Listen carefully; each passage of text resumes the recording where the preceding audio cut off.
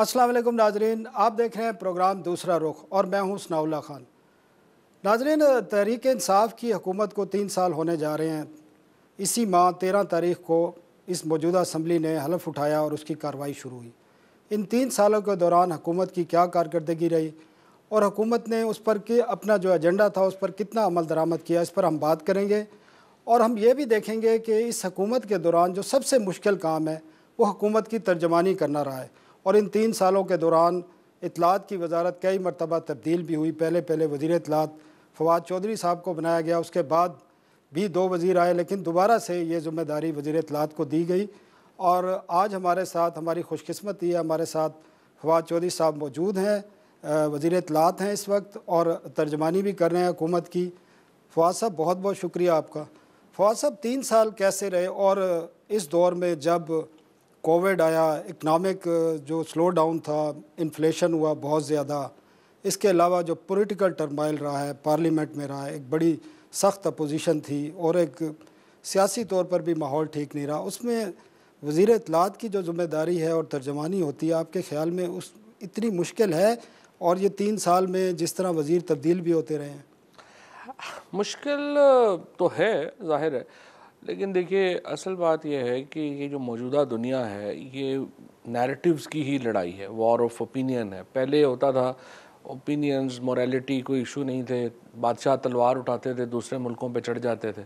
अब जाहिर है कि एक ह्यूमन डेवलपमेंट हुई है, एक पूरा एक नैरेटिव्स आपको बनाने होते हैं, करने होते हैं, जस्टिफिकेशन चाहिए, आपको दलील चाहिए, मंतक की दुनिया है, दलील की दुनिया है, और आप उसी के मुताबिक जो है वो आगे चलना है। तो 2018 में जब मैं इंफॉर्मेशन मिनिस्टर बना था तो सबसे पहले तो मुझे आके यही झटका लगा कि हमारी जो इंफॉर्मेशन थी, वो स्टेट की इंफॉर्मेशन, वो बहुत बैकवर्ड थी। हमारा डिजिटल मीडिया ही नहीं था फॉर एग्जांपल। तो और मैं उस वक्त, आपको याद होगा, मैं सेक्रेटरी इंफॉर्मेशन था पीटीआई का। तो हमारी एक्चुअली पार्टी की जो इंफॉर्मेशन की विंग थी वो स्टेट से बहुत बेहतर थी। उसमें यंगस्टर्स थे, उसमें हमारा सोशल मीडिया बड़ा एक्टिव था। और चूँकि ये सारा काम 2013 से पीटीआई ने एक पूरा नया बनाया था, तो हमारी पार्टी की स्ट्रॉन्ग थी, स्टेट की तो थी ही नहीं। तो बिल्कुल शुरू से उसको जो है वो शुरू करना पड़ा, लाना पड़ा। फिर देखिए, हमारे लॉज भी बड़े बोसीदा हैं, पुराने हैं, उनको हमने रीवैम्प नहीं किया जो करना था।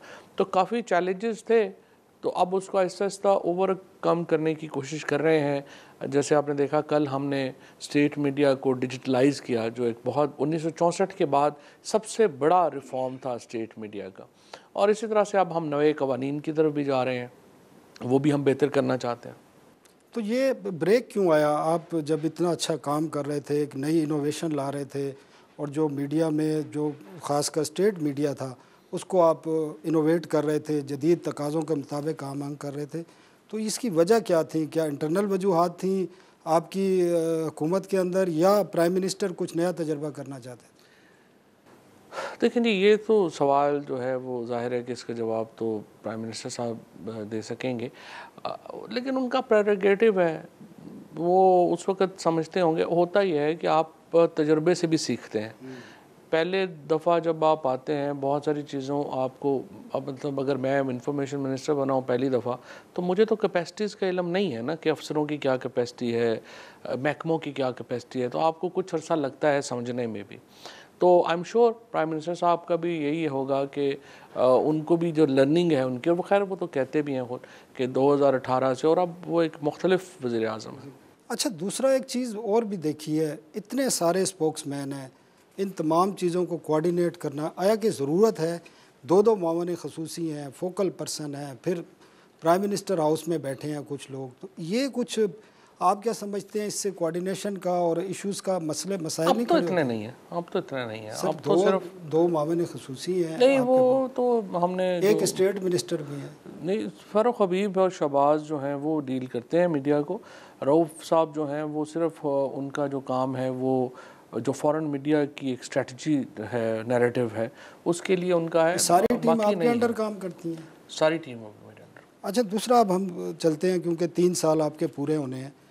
3 साल की जो परफॉर्मेंस को अगर देखा जाए, और आप भी समझते हैं, तो लोगों की जो मुश्किलात हैं वो कम नहीं हुई बल्कि बढ़ती रही। नहीं, मैं तो आपसे एग्री नहीं करता। देखें, मैं बताता हूँ इन्फ्लेशन के हवाले से, या आप अपने 100 डेज़ पे चले जाएं। आपको याद है आपने एक प्लान दिया था और आपने ही वो अनाउंस किया था 100 डेज़ का। उस प्लान में जो सबसे अहम चीज़ है जो मैं देखता हूँ, आपने अनाउंस किया था कि 100 दिन में हम साउथ पंजाब में प्रॉमिस बना देंगे। वो आज तक प्रॉमिस नहीं बना नहीं, और सेक्रेटेरिएट लोग तो बन उसका गया ना, इंतज़ार कर रहे हैं। सेक्रेटेरिएट बन गया। देखिए मैं आपको बताऊँ, कुछ हिस्से हैं। आप देखिए 2018 में ज़रा आप याद कीजिए हमें पाकिस्तान किस हालत में मिला था। हम बैंकरप्सी के करीब थे। अगर हमें $3 बिलियन उस वक्त सऊदी अरेबिया ना देता और चीन अपने हमारे पैसे ना देता, हम तो बैंकरप्ट हो गए थे। ये तो पाकिस्तान था जो हमें मिला था। फैटफ ज़्यादा मुल्क था उस वक्त इंटरनेशनली। टेररिज्म हमें टेररिस्ट स्टेट डिक्लेयर होने वाले तो थे। उधर ही खड़े हैं, आज भी ग्रे लिस्ट में। नहीं, ग्रे लिस्ट में थे ना उस वक्त। अब तो हमने देखे ना 27 तो हमने पूरी कर ली। अब तो वो अब तुम्हारी ब्लैक लिस्ट होने का इम्कान ख़त्म हो गया ना। उस वक्त तो हम ब्लैक लिस्ट में जा रहे थे। उस वक्त आप जरा लोग भूल जाते हैं ना, हम भूल जाते हैं कि वक्त के साथ हुआ क्या। उस वक्त अगर हमें $3 बिलियन और $6 बिलियन बाद में अमेरिका, ये चीन और सऊदी अरेबिया, लेकिन सर वो अचानक तो नहीं हुआ था सब कुछ, सबको आपको पता था कि ये सिचुएशन है इस मुल्क की। नहीं, इतनी ग्रेव सिचुएशन का तो नहीं ना पता था। आखिर वक्त तक मिफ्ता इस्माइल और इसहाक डार तो हमें बता रहे थे कि मुल्क तो ज़बरदस्त जा रहा है, ग्रोथ ये हो गई है, वो हो गया। $20 बिलियन के ऊपर आप जो है करंट अकाउंट डेफिसिट छोड़ के चले गए। बिजली के मंसूबे अब आके आपकी साल बाद आपकी आंखें खुली हैं कि ये बिजली के मंसूबों के साथ क्या कर गए। तो देखें, प्रॉब्लम यह है पाकिस्तान में एक इतना अरसा, ये जो 10 साल जिसको वज़ीर-ए-आज़म साहब डेकेड ऑफ डार्कनेस कहते हैं, वो बिल्कुल सही कहते हैं। जिस तरीके से इसको पहले जरदारी ने और फिर नवाज शरीफ ने इस मुल्क को चलाया, उस वहाँ से उसको उठाना ही एक अजाब था। आप देखें इस वक्त तो खैर अल्लाह का शुक्र है, हमारी फॉरेन रेमिटेंसेस, हमारे ओवरसीज़ पाकिस्तानीज़ ने बड़ा हमें हाथ डलवाया, तो हम 29-30 बिलियन डॉलर के ऊपर जो है वहाँ पे हमें पहुँच गए। उसके बाद हमारी जो इकॉनमी थी जो 0.5% पे थी, उसको हम 4% पे ले आए हैं। 1100 अरब रुपया एग्रीकल्चर इकॉनमी में चला गया है। सो लोगों को कुछ सांस आना शुरू हुआ। जो सैलरीड क्लास है ना, उसका प्रॉब्लम अभी भी है। और मैं समझता हूँ कि हमारी जो मिडिल क्लास है, स्पेशली जो सैलरी के ऊपर चल रही है, जिसकी ज़मीन जिम्मेदारी नहीं है, जिसकी 60% पॉपुलेशन तो हमारी वो है ना जिसका एग्रीकल्चर से है, उनके मसाइल उतने नहीं हैं।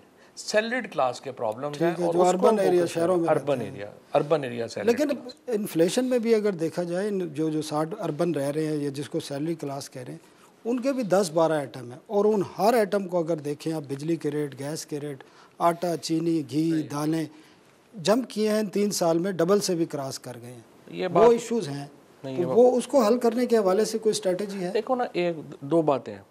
पहली बात तो है कि फॉर एग्जांपल घी है, इसी तरीके से आपका पेट्रोल है।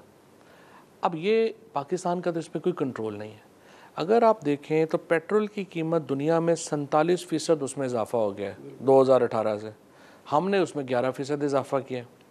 इसी तरीके से अगर आप घी की कीमतें देखें तो घी की कीमतों में 152% इजाफा हो गया इंटरनेशनल मार्केट में। पाम ऑयल में हमने 57% इजाफा किया। अब प्रॉब्लम यहाँ पे ये आ जाती है कि जब आपने इतनी प्लानिंग ही ना की हो। अब ये पीएम क्यों रोज़ हर जगह कहते हैं कि जनाब ओलिव का जो है वो लगा दें, तेल लगाएं। बात काट रहा हूँ, एक तो इंटरनेशनल प्राइस है, इंटरनेशनल मार्केट है। एक कुछ चीज़ें जो है ना, ये बेशतर चीज़ें, इसमें पॉलिसी डिसीजन का भी हाथ है। उसमें एक तो आपका रुपया डिवैल्यू होना, 100 रुपये से 162 पे आ गया। बाकी भी डिसीजन कुछ इस किस्म के थे। जिस तरह गंदम का जब क्राइसिस शुरू हुआ, आपको याद हो, आप ख़ुद देहात से ताल्लुक़ रखते हैं, पंजाब हर साल जब गंदम की ख़रीदारी होती है, स्टेट ख़रीदती है और प्राइवेट सेक्टर भी ख़रीदता है। आपको याद है 2 साल पहले पंजाब में ये किया गया, प्राइवेट सेक्टर को रोक दिया गया, जिसके बाद जो मिलर थे वो गंदम नहीं खरीद सकते और वहाँ से बुरहान का आगाज़। नहीं, वो बुरहान का आगाज़ यहाँ से नहीं हुआ था। बुरहान का आगाज़ यहाँ से हुआ था जब उस वक़्त पीबीएस ने गलत फिगर्स दे दी थी और कहा कि जी इतनी गंदम हमारे पास फालतू होगी, इसको आप एक्सपोर्ट कर दें। उनकी फिगर्स के ऊपर काबीना ने फैसला किया, वो एक्सपोर्ट हो गई, जिसकी वजह से जो फॉलोइंग उसके बाद आने वाला साल था, उसके बाद सिंध ने एक दाना भी जो है वो गंदम प्रोक्योर नहीं की, जिसकी वजह से आपका क्राइसिस हो गया। और आपकी जो चूँकि आपका पीछे से गंदम का ज़ख़ीरा कम था, उस दफ़ा सिंध ने गंदम नहीं ख़रीदी, यहाँ पे डिमांड बढ़ गई और 27% डिमांड बढ़ गई। आप सिंध तो जितनी हर साल खरीदता था उतनी तो एक दाना भी नहीं खरीदा था। नहीं सर, खरीदी आप 2019 में आप मेरे से आप जाके चेक कर लें। अच्छा, उन्हीं दिनों पंजाब का डिसीजन सही था प्राइवेट सेक्टर को रोकने का? नहीं देखें, मैं समझता हूँ कि गलतियाँ हुई होंगी, इनसे भी हुई होंगी, लेकिन जो बुनियादी वजह थी ना वो पंजाब का प्राइवेट सेक्टर का रोकना नहीं था। वो तो अपने लिए कर रहे थे ना कि हम उसे सब्सिडाइज कर सकें। असल प्रॉब्लम था, दो प्रॉब्लम्स थे। एक हमारी गलती थी कि हमें जो डाटा मिला था वो सही नहीं था, और दूसरा सिंध हुकूमत ने जो प्रोक्योरमेंट नहीं की 2019 में, आप चेक कर लीजिए। उसके बाद ये क्राइसिस जो है ये शुरू हुआ, जिसके नतीजे में आपकी फॉलोइंग। लेकिन ओवरऑल बहरहाल उसका अब देखें, गंदम अब तो पाकिस्तान में 2 सालों में आपकी रिकॉर्ड गंदम हुई है। आपकी गंदम की फसल तारीख की सबसे ज़्यादा है, आपकी चावल की तारीख से सबसे ज़्यादा है, आपकी गन्ने की दूसरी सबसे बड़ी फसल है आपकी तारीख। इसी तरह से आम आप देखें, आपने हिस्टोरिक जो है वो एक्सपोर्ट किए हैं इस बार। इसी तरीके से किन्नों आपने हिस्टोरिक एक्सपोर्ट किए हैं। सो एग्रीकल्चर सेक्टर में तो मुझे लगता नहीं है कि कोई प्रॉब्लम इतनी बड़ी है, और बड़ा अच्छा किसानों को बड़ा फ़ायदा हुआ है। इसीलिए आप देखें ना, गाड़ियाँ डबल हो गई हैं, मोटरसाइकिल डबल हो गए हैं, ट्रैक्टर डबल हो गए हैं। तो अब इंशाल्लाह इसमें हम और भी कर रहे हैं, खाद वगैरह के ज़मन में हम और सब्सिडीज़ ला रहे हैं ताकि ये बढ़े। लेकिन जो हमारी है ना, असल में जो इशू आ रहा है वो आ रहा है अर्बन सैलरीड क्लास का। उसके लिए हम ये जवान पाकिस्तान का प्रोग्राम ला रहे हैं, और वज़ीर-ए-आज़म को भी एग्जैक्टली एहसास है इस बात का। लेकिन मैं आपको एक बात, मैं आपको बड़ी वाज़ेह बताऊँ, ये मीडिया में जो बार बार महंगाई महंगाई आ जाता है ना, एक कोई 70-75% लोगों के लिए कोई महंगाई नहीं है, 20-25% लोगों के लिए महंगाई है। उनको इंशाल्लाह टारगेट करें। नाजरीन, एक वक्फा लेते हैं।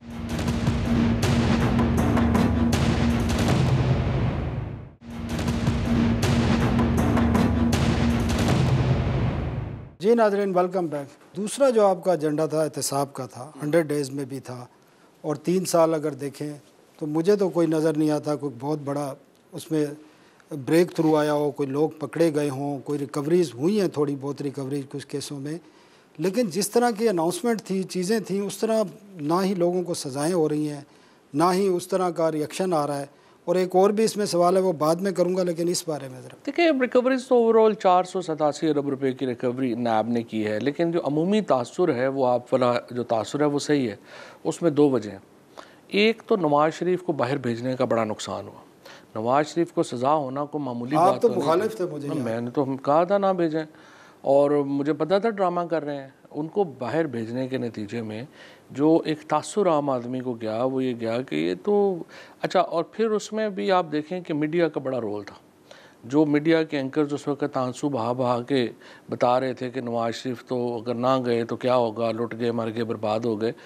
उस प्रेशर में आके बहुत सारी जो काबीना के मेंबरान थे वो इस पे आ गए कि अगर उनकी जान को ख़तरा है तो उनको हमें जाने देना चाहिए, तो वो चले गए। अब उसके बाद जब उन्होंने वहाँ पे हर रोज़ नए रेस्टोरेंट में खाने खाते हैं, पोलो मैच देख रहे होते हैं, मतलब आप देखें ना कि वो ग्वाल मंडी से निकले हैं और वो इधर पिट्ठू गरम खेलते थे, उधर जाके अपोलो मैच खेल रहे हैं। तो वो लोग, आम आदमी जो है ना, उसको ज़रा इसके ऊपर तकलीफ़ होती है कि ये तो आप लगता ये है कि आप सीरियस ही नहीं है उनको लाने के लिए, या आप बेबस हैं? नहीं, ये जो वीज़ा कैंसिल हुआ है आपके ख्याल में ऐसे तो नहीं हुआ? मतलब आपकी कोशिशों से हुआ? नहीं, मतलब चलें। अच्छा सर, आपकी जमात का नाम है तहरीक इंसाफ, और इंसाफ ही होना चाहिए। एहतसाब के हवाले से ही बात करूँगा। MQM जब से बनी है हर सियासी जमात का हिस्सा रही है, हर हुकूमत का हिस्सा रही है, काफ लीग भी रही है। उसके अलावा नून लीग और पीपल्स पार्टी के जितने लोग PTI में आए हैं वो भी क्लीन मैन बन गए हैं सारे।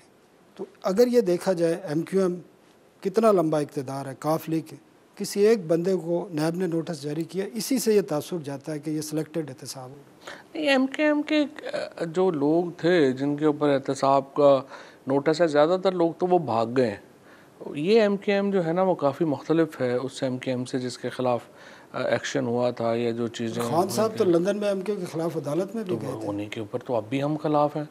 सिर्फ फ़र्क ये हुआ है कि ये MKM वाले निकल के हमारे साथ आ गए हैं, और उनका भी opinion Altaf Hussain and company के बारे में वही है जो हमारा था। हमने अपनी ओपिनियन तो नहीं चेंज की। काफ लीग भी इलेक्टेड पार्टी, अब क्या करें। बाकी नून लीग और पीपल्स पार्टी के 2 दर्जन के करीब लोग, ज़्यादा बल्कि, जो आपकी जमात में आए हैं वो सब क्लीन। देखिए ना सना, ये किसी के शौक के ऊपर तो नहीं हो सकता ना नोटिस जारी। आप समझते हैं कि फ़लाने बंदे के ऊपर होना चाहिए नोटिस, आप पॉइंट आउट कर दें और उसके केस के आप शुरू करवाएं, आप बिल्कुल पीछे ना बैठें। अच्छा, आप जो अब नई एक आ रही है कि सिंध की तरफ आप जा रहे हैं, तो आप क्या समझते हैं कि आपकी इत्तेहादी जमातें हैं, MQM है, GDA है, उनके साथ मिल के जाएंगे, और आप क्या समझते हैं कि एक जमात जिसका वहाँ पे मैंडेट है उसको आप रिवर्स कर सकते हैं? आपके पास क्या एजेंडा क्या है सिंध में? नहीं, कोई रिवर्स नहीं कर रहा है एजेंडा, तो उनका जो मैंडेट है उसको तो कोई रिवर्स नहीं कर रहा, लेकिन आइन के अंदर ही आर्टिकल 149 है, आर्टिकल 159 है। हम तो तवज्जो दिलाते हैं सिंध हुकूमत की गवर्नेंस के मामलात की तरफ कि अगर आपने अपने गवर्नेंस के मामलात ठीक नहीं किए। देखें, इस वक्त पाकिस्तान की मईशत 4% पे ग्रो कर रही है। अगर आज कराची में गवर्नेंस होती और कराची कंट्रीब्यूट कर पा रहा होता इसमें, तो हम शायद 6-7 पे पहुंच जाते, क्योंकि कराची का एक बहुत बड़ा रोल है पाकिस्तान की मुआशी फैसलों में, और इसलिए चूँकि कराची पीछे है तो सारे पीछे हैं। सिस्टम तो यही चला आ रहा है कि अगर अब किसी भी सूबे में आपने कोई डेवलपमेंट करनी है या कोई और काम करना है तो सूबाई हुकूमत के थ्रू होता है। आपकी हुकूमत ने वहाँ पर कंपनियाँ बनानी शुरू कर दी हैं डेवलपमेंट के लिए, और कभी उनको गवर्नर राज की धमकी दी जाती है, कभी कभी आपने ये तवज्जो दिलाने का पंजाब में, केपी में या बलूचिस्तान में ये किया है तासुर को? नहीं, अब उनसे तो हमारा रोज़ाना का रब्ता रहता है, वो रिस्पॉन्ड करते हैं, जो हम कहते हैं वो उसके ऊपर बात करते हैं। और फ़र्क भी है ना, यहाँ पे तो चूँकि इमरान खान तहरीक इंसाफ के चेयरमैन हैं और उनकी पार्टी की हुकूमत है, लिहाजा एज ए चेयरमैन वो जो इंस्ट्रक्शन देते हैं वो वहाँ पे इम्प्लीमेंट होती हैं। सिंध के साथ ज़ाहिर है कि वहाँ पीपल्स पार्टी की हुकूमत है और हमारा सियासी ताल्लुक उस तरह से नहीं है, लेकिन सिंध में ये जो कंपनी की आप बात कर रहे हैं कि तो बहुत पुरानी कंपनी बनी हुई है, और इस की जो डायरेक्टरशिप है उसमें सिंध गवर्नमेंट भी शामिल है। अब या तो हम सिंध का पैसा इधर डाइवर्ट कर रहे हों, वो तो हम नहीं कर रहे। सिंध का पैसा, सिंध को तकरीबन 1700 अरब रुपया मिला है पिछले कोई 3 सालों में। ये जो कंपनी सारे सूबों को, पंजाब का इससे 30% ज़्यादा होगा, पंजाब एनएफसी के तहत है। बिल्कुल सही है, लेकिन सिंध का नज़र नहीं ना आता कि किधर गया है। पता तो चले कोई एक आध प्रोजेक्ट हो, कुछ हो, पता तो चले कि किधर गया। पुलिस तक नहीं बना सके सिंध में अपनी। कराची में पुलिस ने आज रेंजर्स विड्रॉ हो जाए, पूरी बैठ जाए सिंध, वही निज़ाम खराब, तो निज़ाम उन्होंने नहीं किया। अब ये जो कंपनी है इसको तो हम एडिशनल पैसा दे रहे हैं, जो सिंध का हिस्सा है उससे ज़्यादा दे रहे हैं, क्योंकि वहाँ लोगों ने, कराची ने वोट दिया हमें, वहाँ पे हमें जो है ये कुछ वहाँ पे कुछ हो ही नहीं रहा। तो कराची के लोग जो हैं वो इस वक्त एहतजाज में हैं। अच्छा, कम टू दिस पॉलिटिक्स, क्योंकि आपका भी सब्जेक्ट यही है, जो आपको नज़र आ रहा है 2 जमातें हैं बड़ी आपकी जमात के बाद, नून लीग और पीपल्स पार्टी, दोनों जमात के बयानिए में इस वक्त आपको क्या डिफरेंस नज़र आ रहा है? और शहबाज शरीफ का जो हालिया इंटरव्यू था जिसमें उन्होंने मफाहमत की भी बात की, आपने खैर मकदम भी किया, तो उस बयान के बाद शहबाज शरीफ साहब मिस्टर क्लीन बन गए आपके लिए? नहीं, कोई मिस्टर क्लीन नहीं है, वो अपना केस, हम कहते ये हैं, आप अपने केसेस को अदालतों में के ऊपर छोड़ें, अदालतों में अपने केस लड़ें। अपोजिशन के साथ जो बड़े रिफॉर्म्स हैं, चाहे इलेक्शन इस्लाहात हैं, जुडिशल इस्लाहात हैं, इसके साथ इकनॉमिक फ़ैसले हैं, उनके ऊपर हम बातचीत के लिए तैयार हैं, हम आगे बढ़ना चाहते हैं उसके ऊपर। लेकिन अगर आप ये कहें कि नहीं हमारे केसेस पे आप बातचीत करें, बाकी छोड़ें, बाद में देखेंगे, वो हमारे लिए पॉसिबल नहीं है। सो उसी स्पिरिट में हम समझते हैं शहबाज शरीफ साहब जो हैं वो लीडर ऑफ़ द अपोजिशन है, और फिर हम बातचीत देखें पार्लियामेंट के लोगों से कर सकते हैं। जो बंदे पार्लियामेंट में नहीं हैं, फजलुर रहमान है, नवाज शरीफ हैं, मरियम नवाज़ हैं, उनके साथ हम किस हैसियत में बात करें? सेकंड बात यह है, सेकंड प्रॉब्लम यह है कि वो लोग जो है वो सिस्टम में इंटरेस्टेड ही नहीं है। वो तो चाहते हैं सिस्टम नीचे जाए, टूटे, और फिर कुछ बने तो हमारा कुछ हिस्सा हो। वो जब तक उनका हिस्सा नहीं होगा, वाई वुड दे लाइक? तो शहबाज शरीफ तैयार हैं आपके साथ बातचीत करने के लिए? तो आपने खुद ही बयान उनका रेफर किया। हाँ, वो तो बयान आया जिसका आपने खैर मकदम भी किया, तो कोई राब्ता हुआ है उसके बाद? एक अपोजिशन के साथ एक बैकडोर का आप समझिए कि एक पस मंज़र में बातचीत जो है वो चल रही है। स्पीकर ऑफिस इसको फैसिलिटेट कर रहा है। और पीपल्स पार्टी के साथ किस किस्म की कोऑर्डिनेशन है? और पीपल्स पार्टी का जो बयानिया है इस वक्त, क्योंकि नवाज शरीफ का बयानिया अलहदा है, शहबाज शरीफ का बयानिया अलहदा है, और पीपल्स पार्टी का अलहदा है। देखिए, इस्लाहात के ऊपर, स्पेशली इलेक्टोरल रिफॉर्म्स के ऊपर, तो हम दोनों पार्टीज़ के साथ चलना चाहते हैं। हम तो चाहते हैं वो आए, बैठें, बात करें, आगे चलें। वो तो अगर बातचीत शुरू होती है, जो आपने बिल पास करा लिए हैं वो विड्रा होंगे? वो तो सेनेट में है ना। देखिए, इसमें एक इशू क्या, 49 जो पॉइंट्स हैं, नुकात, 49 नुकात हमने पेश किए हैं इलेक्शन में इस्लाहात के लिए। अब हम ये कहते हैं अपोजिशन को कि अगर आप इन 49 नुकात के ऊपर, इनमें से 40 वो ऐसे हैं जिसके ऊपर हमारी और अपोजिशन का पॉइंट ऑफ व्यू में फ़र्क नहीं है, 9 नुकात हैं जिनके ऊपर फ़र्क है, जिसमें EVM शामिल है, इलेक्ट्रॉनिक वोटिंग मशीन। हम ये कहते हैं, मैं तो ये समझता हूँ कि आप जिन पे हमारा इत्तेफाक है वो तो हम कर लेना, जो 9 जिनके ऊपर आपका इख्तलाफ नुक्ता नज़र और है और हमारा नुक्ता नज़र और है, उसके ऊपर बातचीत कर लेते हैं। ईवीएम के ऊपर आप उस वक्त तक बात ना करें जब तक आप समझ ना लें कि ये है क्या, टेक्नोलॉजी क्या है, इसमें क्यों रिगिंग नहीं हो सकती। जब आप देख लेंगे तो उसके बाद आगे चले चलेंगे। अच्छा चौधरी साहब, आजकल एक नया भी बयानिया आ रहा है कि अर्ली इलेक्शन के बारे में कोई बातें की जा रही हैं। इस बारे में कोई प्राइम मिनिस्टर का क्या आइडिया है और आपकी पार्टी क्या सोच रही है कि इस तरह मुमकिन है कि अर्ली इलेक्शन कराए जा सकें?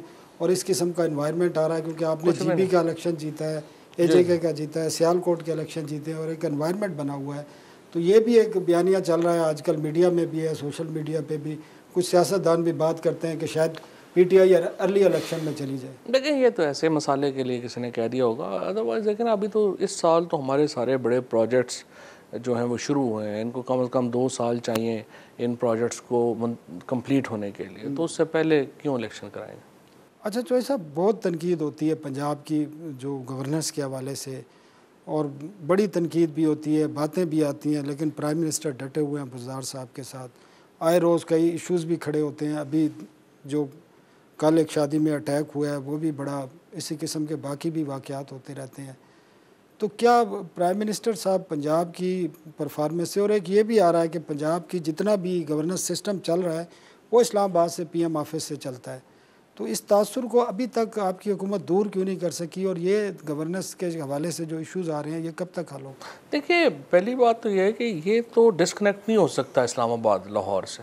उसकी वजह यह है कि जो वज़ीर आज़म साहब का, नहीं सर, एक डीसी की तब्दील करना हो तो आज़म खान नहीं, चेंज मैं करते हैं। समझता हूँ जो मैं आज़म खान साहब ने बिल्कुल, ये भी मैं आज़म खान साहब के ऊपर आपको बता सकता हूँ, कभी उन्होंने कभी पंजाब में कोई डीसी, एसी, एसपी की तब्दीली के लिए नहीं कभी सर, उन्होंने आज़म नहीं खान कहा। मेन प्राइम मिनिस्टर ही से डायरेक्शन नहीं नहीं नहीं नहीं, कोई ना, जब प्राइम मिनिस्टर ने तो प्राइम मिनिस्टर ऑफिस के ज़रिए करनी होती है ना, तो कोई ऐसी बात नहीं है। हाँ, चेयरमैन पीटीआई की हैसियत से उनका राइट है कि वो पॉलिसीज़ के ऊपर अपनी डायरेक्शंस जारी करें, और वो देते हैं, पॉलिसी तो वही देंगे। अच्छा, बुज़दार साहब मुकम्मल उनको इख्तियार है हर किस्म के इश्यूज़ पे। जो प्राइम मिनिस्टर पॉलिसी देते हैं, इम्प्लीमेंटेशन उन्होंने करनी है। पॉलिसी तो इमरान खान का इख्तियार है ना, जिसके नाम पे वोट लेके आए हैं। देखें ना, मैं अब आज ये कहूँ कि नहीं जी पॉलिसी जो है वो मेरी चलेगी, तो लोगों ने वोट इमरान खान को दिए हुए हैं, मैं अपनी पॉलिसी तो नहीं चला सकता। मैं तो एक्सटेंशन हूँ इमरान खान की। सो इमरान खान जो अपना मुझे पॉलिसी वो देंगे, जो हुक्म करेंगे मैं उसको एग्जीक्यूट। अच्छा, जहांगीर तरीन साहब कितना ख़तरा है आपकी जमात के लिए और आपके जो लीडर हैं उनकी तरफ से भी? और आप भी अक्सर कहते हैं कि जमहूरियत में इख्तिलाफ राय जो है ना, ये हुस्न है जमहूरियत का और इसको बर्दाश्त भी किया जाता है। कल ओन चौधरी साहब ने जो इस्तीफ़ा दिया है, उन्होंने ये बरमला कहा है कि उन्हें कहा गया है कि या तो जहांगीर तरीन को छोड़ दें या आप इस्तीफ़ा दे दें। तो बाकी लोगों पे भी उन्होंने कहा इसी किस्म का प्रेशर है। तो ये इख्तिलाफ राय से इस किस्म का रवैया जमहूरियत में सूट करता है आपको? देखिए जी, जहांगीर तरीन साहब का पार्टी के साथ एक ताल्लुक़ रहा है, लेकिन फ्रेंकली वोट तो इमरान खान का है। और तरीन साहब ने कभी ये नहीं कहा कि इमरान खान उनके लीडर नहीं हैं, या वो कोई उसमें लहदा इमरान खान के मुकाबले पे कोई ग्रुप चला देंगे, या कोई ऐसी ना उनको कोई खुशफहमी है तरीन साहब को इस मामले को लेकर के, और ना ही वो इसके ऊपर जो है वो मेरा नहीं ख्याल कि वो कोई ग्रुपबाजी वगैरह करने में कोई इंटरेस्टेड है, यकीन है। पीटीआई के लिए कोई ख़तरा तो नहीं है जहांगीर, आप समझते हैं? देखिए, ख़तरा तब होता है जब एक ऑल्टरनेटिव वोट बैंक डेवलप हो जाए। मुझे आप बताएं, इमरान खान के अलावा किसका वोट बैंक है पाकिस्तान? तो बस कोई ख़तरा नहीं। नाजरीन, एक वक्फ़ा लेते हैं और वक्फ़े के बाद हम मीडिया इंडस्ट्री के हवाले से भी फवाद चौधरी साहब से गुफ्तगू करेंगे।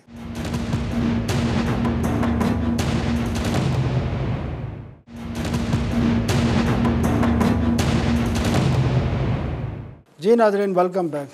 चौधरी साहब, आप जब पहली दफ़ा वज़ीर इत्तलात बने और उसके बाद से लेकर अब तक, अभी तो मीडिया इंडस्ट्री थोड़ी बहुत संभलना शुरू हुई है, एक क्राइसिस रहा है, हज़ारों लोग बेरोज़गार हुए हैं और कहा जाता है कि पाकिस्तान की हिस्ट्री में इतना बुरान मीडिया इंडस्ट्री पे कभी नहीं आया।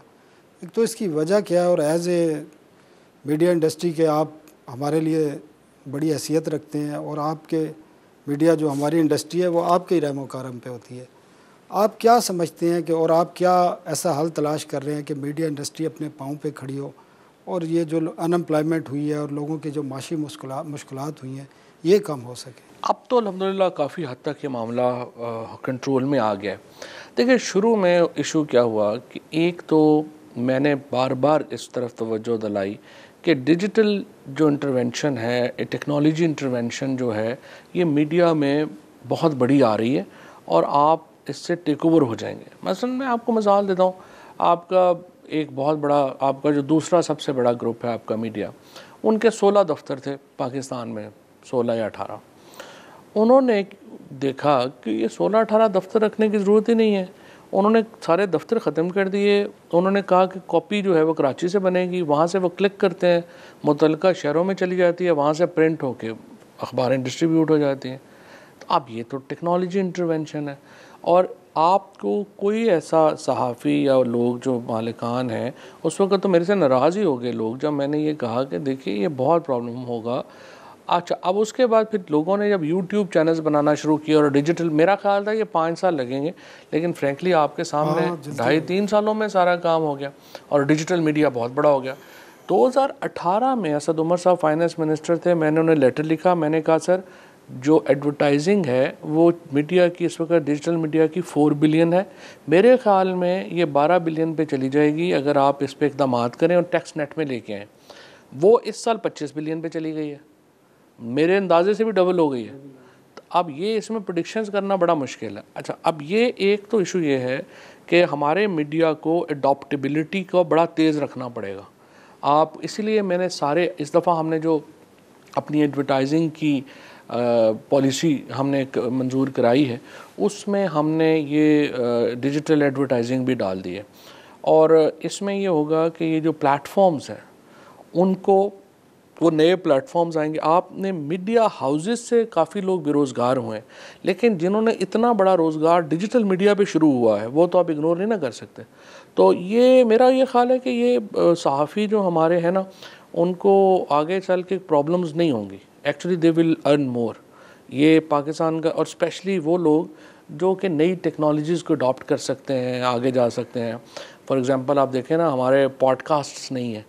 पॉडकास्ट अभी हमने रेडियो पाकिस्तान की कल लॉन्च की है, पहली पाकिस्तान की क्वालिटी पॉडकास्ट।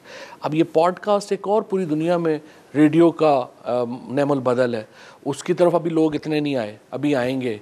इसी तरीके से ये जो हमारे अपने लोकल चैनल्स हैं, मसलन लियारी के अंदर आप देखिए कोई बॉक्सिंग का मैच हो रहा है, वो लियारी के लोगों के लिए तो बड़ा इंटरेस्टिंग है, हो सकता है पोठोहार के लोगों के लिए ना हो, लेकिन हमारे पोठोहार में फॉर एग्जांपल बैल दौड़ है, वो बड़ी इंटरेस्टिंग है उनके, लेकिन वो उन स्पोर्ट्स की अभी तक रिपोर्टिंग नहीं हो रही। सो दिस विल, मेरे ख्याल में डिजिटल मीडिया से होती है। मेरे ख्याल में आप देखेंगे कि वेरी सून हम एक पूरा डिजिटल मीडिया का लोकल आउटब्रेक होगा, जिसमें बहुत सहाफ़ी जो हैं वो ये लोकल मीडिया में और उसमें चले जाएं। आप जो ये बेरोज़गार हुए उनकी कोई ट्रेनिंग का इंतज़ाम किया आपने? मैंने तो बड़े कोर्सेज़ शुरू करवाए हैं, प्रेस क्लब्स को भी मैंने कहा है, उनको भी मैं पूरे कोर्सेज़ जो हैं वो हम उनके जो हैं वो करवाने को तैयार भी हैं। स्कुर्दू में मैं गया था, मैंने उनके प्रेस क्लब को भी कहा है कि आप मुझे बताइए, हम आपके यहाँ पे कोर्सेज़ करवाएं, बिकॉज़ उन्हें मसलन उन्हें रिपोर्टिंग जो है ना, वो पॉलिटिकल रिपोर्टिंग के बजाय वो कहाँ पे कामयाब होंगे जब वो माउंटेनियरिंग की रिपोर्टिंग करेंगे। पूरी दुनिया से माउंटेनर्स आ रहे हैं, सतपारा साहब के बाद और सारा आपने देखिए स्पेशलाइज्ड ट्रेनिंग्स होंगी, वो करेंगे, उसकी रिपोर्टिंग करेंगे, टूरिज्म की रिपोर्टिंग होगी। ये बड़ी साफियों के लिए मुझे नहीं लगता आगे कोई प्रॉब्लम है, इट्स एक्चुअली एक्सपेंड हो रहा है बहुत। अच्छा जोई साहब, एक आप रेगुलेटरीज इदारों के हवाले से भी एक कानून लाना चाह रहे थे और उस पर कंसल्टेशन भी आपने चाह नहीं रहे थे, वो हमने मुकम्मल कर लिया। तो वो कब तक आ रहा है?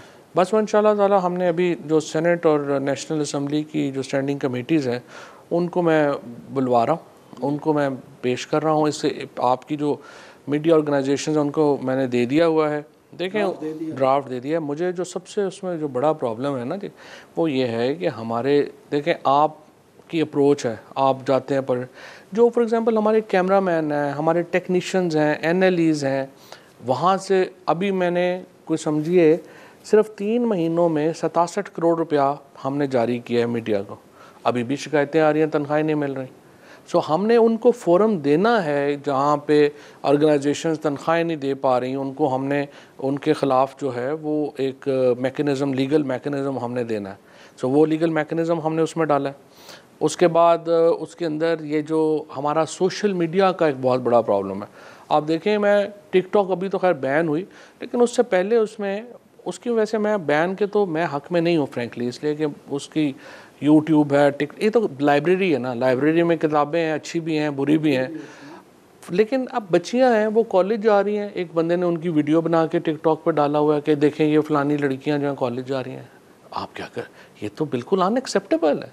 इस तरह की जो हरकतें हैं उनको एक लाना कानून के दायरे में बड़ा इंपॉर्टेंट है। तो ये कानून कितने अरसे में, आपका टारगेट क्या है, कब तक पास करा लेंगे? मेरा टारगेट है इंशाल्लाह 45 डेज़ में करा लेंगे। 45 डेज में। और आपकी कंसल्टेशन मुकम्मल हो गई है? कंसल्टेशन बस ये पॉलिटिकल बुनियादी कंसल्टेशन। कॉन्सेप्ट क्या है इसका जो आप बता? कॉन्सेप्ट ये है कि हम इस वक्त तकरीबन 7 कवानीन हैं। ठीक है। प्रेस को अलहदा डील करता है, प्रिंट मीडिया को यानी अलहदा डील करता है, पैमरा अलहदा है, इन सब को हम कन्वर्ज कर रहे हैं। ठीक है। इनको हम इकट्ठा कर देंगे और एक अथॉरिटी बनाएंगे। उसकी वजह है, ठीक है, पहले ये देखे होता था अखबार में खबर आई है जी तो आप बदल जाते थे। अब क्या है, आपका मोबाइल फ़ोन ही आपकी अखबार है, यही आपका टीवी है, यही आपका सोशल मीडिया। हम इसको लहदा देख ही नहीं सकते।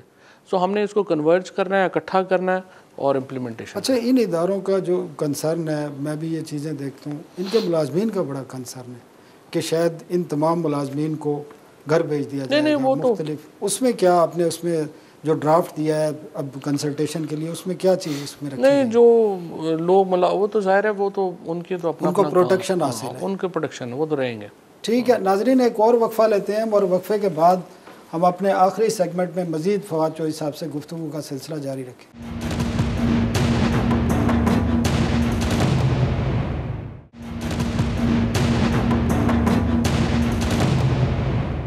वेलकम बैक नाजरीन।